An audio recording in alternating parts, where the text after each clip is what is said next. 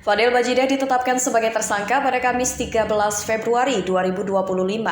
Dirinya dilaporkan atas dugaan kasus asusila terhadap Loli, anak Nikita Mirzani. Fadel Bajideh pun akan ditahan selama 20 hari ke depan. Fadel Bajideh sebelumnya menjalani pemeriksaan selama 4 jam lamanya pada Kamis lalu. Ia diberondong 53 pertanyaan sebelum ditetapkan sebagai tersangka. Hal itu dibenarkan oleh Kasih Humas Polres Metro Jakarta Selatan, Kompol Nurma Dewi.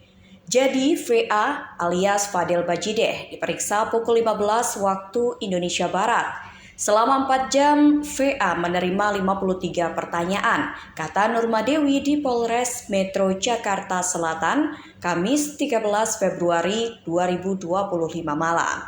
Kemudian diakui Nurma kalau penyidik langsung melakukan gelar perkara, sehingga status Fadel naik menjadi tersangka kasus dugaan persetubuhan. Setelah gelar perkara, status dari saksi berubah jadi tersangka untuk VA, ucapnya. Hal yang membuat status Fadel Bajideh berubah menjadi tersangka adalah karena ada 2 alat bukti yang kuat. Ada 2 alat bukti dari penyidik. Pertama itu adalah keterangan saksi korban, LM, dan kedua bukti ahli visum. Dari 2 bukti ini sudah kuat sehingga bisa menjerat VA jadi tersangka, jelasnya. Fadel Bajideh terancam hukuman hingga 15 tahun penjara bila terbukti bersalah dalam kasus tersebut.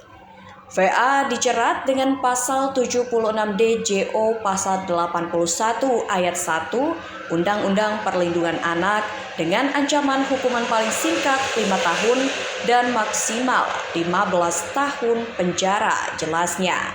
Sampai saat ini, Fadel Bajideh masih diperiksa penyidik. VA sampai sekarang masih dimintai keterangan sama penyidik. Untuk penahanan masih dalam bahan dari penyidik, kalau ada perkembangan kami akan sampaikan, ujar Nurma Dewi.